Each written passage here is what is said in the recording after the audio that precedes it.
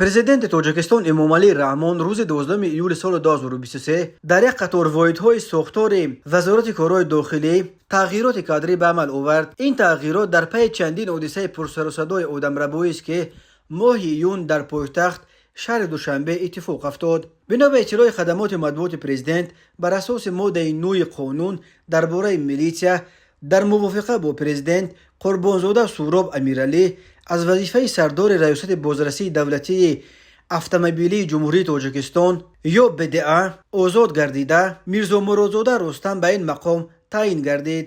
генерал-майор Рустам Мирзо Муродзода ки қаблан сардори раёсати корҳои дохилии вилояти мухтори Кӯҳистони Бадахшон буд, моҳи феврали соли 2022 дар пайи эътирозҳои моҳи ноябри соли 2021 аз ин мақом барканор ва муовини аввали сардори воҳиди махсус таъин шуда буд.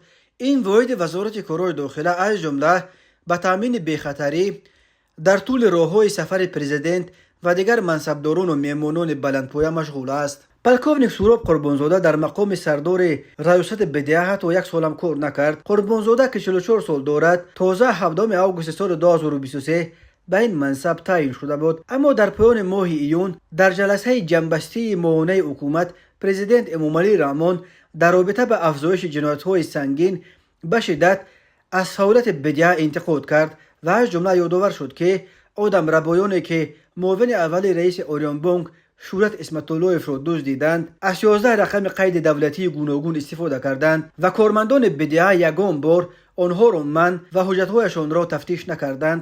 ҳатто рӯзи рабудани Исматуллоев баъди куштан ва ба дарё партофтани ҷасади ӯ одамрабоён аз чандин постгоҳи БДА убур карда, вале касе онҳоро ман ва мошинашонро тафтиш накардааст. Эмомалӣ Раҳмон дар ҳамон ҷаласаи ҳукумат талаб карда буд ки масъалаи то чӣ андоза ба мақомаш мувофиқат кардани Суроб Қурбонзодаро муҳокима кунанд ва қарорашро бароранд.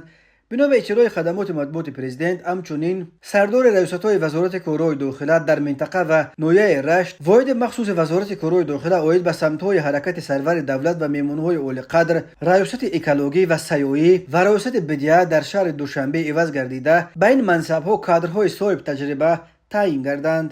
ба роҳбарияти БДА ҳамчунин дастур дода шуд ки минбаъд зибни ба кор қабул кардан ба маҳорати касбӣ ва дониши мукаммали кадрҳо диққати ҷиддӣ дода шавад. БДА ё бозрасии давлатии автомобилӣ яке аз сохторҳои аз ҳама фасодзада дар Тоҷикистон ба шумор меравад. то кунун ҳама гуна кӯшишҳои ислоҳот дар сохтори БДА дар ҷумҳурӣ мутаассифона ягон натиҷа надоданд.